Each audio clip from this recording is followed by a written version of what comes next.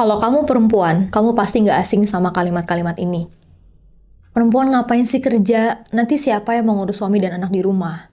Nggak usah lah perempuan jabatannya tinggi-tinggi, nanti laki-laki pada minder. Perempuan jadi bos, emangnya bisa? Well, kalimat-kalimat ini tuh udah sering banget dan jadi makanan sehari-hari buat perempuan. Belum lagi, di tempat kerja itu masih banyak banget yang ngeremehin, ngerendahin, bahkan melecehkan perempuan. Faktanya, 45% perempuan di Indonesia masih mengalami diskriminasi di tempat kerja mereka. Angka yang luar biasa tinggi kan? Nah, ngomongin soal diskriminasi perempuan, kayaknya kita nggak mungkin ya nggak ngebahas soal pelecehan seksual. Kayak kita udah sering banget dengar cerita tentang perempuan yang kena catcalling di jalan. Nggak usah kita kasih contohnya, karena pasti kalian sendiri atau orang-orang terdekat kalian pernah jadi korbannya. Catcalling ini sering banget terjadi di tempat-tempat kerja. 40% perempuan mengaku pernah mendapatkan catcalling selama bekerja. Tapi sayangnya nih, korban-korban catcalling di kantor itu nggak pernah berani melapor karena takut kehilangan pekerjaan mereka, takut mendapatkan stigma negatif dari lingkungan, dan takut tidak dipercaya oleh rekan-rekan kerjanya yang lain. Ada sebuah film judulnya North Country, kalau belum nonton, coba ditonton ya, yang menceritakan tentang buruh-buruh perempuan di sebuah tambang yang seringkali mengalami pelecehan seksual maupun perilaku tidak menyenangkan dari pekerja laki-laki yang ada di sana. Bos-bos dan juga serikat buruh sama sekali tidak mendukung mereka dan justru malah memutarbalikkan fakta yang ada. Akhirnya, mereka sama-sama menggugat perusahaan agar mereka bisa mendapatkan keadilan. Yang bikin miris, film ini diangkat dari kisah nyata yang pernah terjadi di Amerika Serikat pada tahun 1980-an. Sekarang ini masalah pelecehan seksual di tempat kerja sudah diatur sama Badan Perburuhan Dunia atau ILO. Tapi sayangnya di Indonesia sendiri masih belum ada aturan yang jelas terkait masalah ini. Nggak cuma itu aja, diskriminasi pekerja perempuan juga masuk ke persoalan gaji. Asal kalian tahu, gaji pekerja perempuan di Indonesia 22% lebih rendah daripada gaji pekerja laki-laki.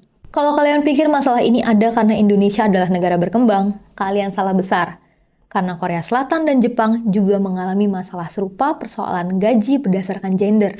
Perusahaan sekelas Apple pernah digugat karena katanya membayarkan gaji yang lebih rendah ke karyawan perempuannya dibanding ke karyawan laki-lakinya.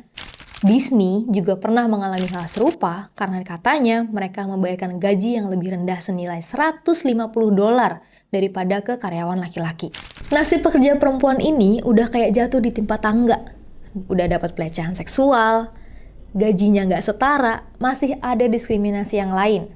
25% pekerja perempuan tidak mendapatkan kesempatan promosi sebagaimana yang bisa didapatkan oleh pekerja laki-laki.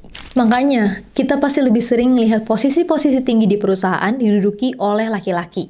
Padahal, 77% pekerja menyatakan kehadiran atasan perempuan bisa membawa pengaruh positif pada pekerjaan maupun dinamika tim. Masalah diskriminasi perempuan ini bahkan sampai agak ekstrim, hampir menyerempet ke masalah agama dan juga keyakinan.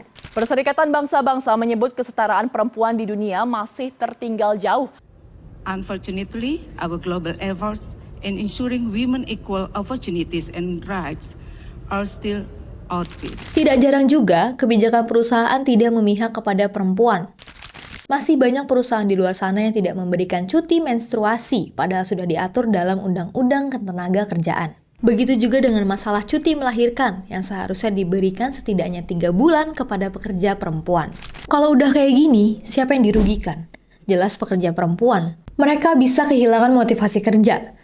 Padahal lingkungan seharusnya mendukung mereka untuk memproduksi pikiran positif, kreatif, dan juga inovatif. Tapi sayangnya sudah tidak menyenangkan lagi.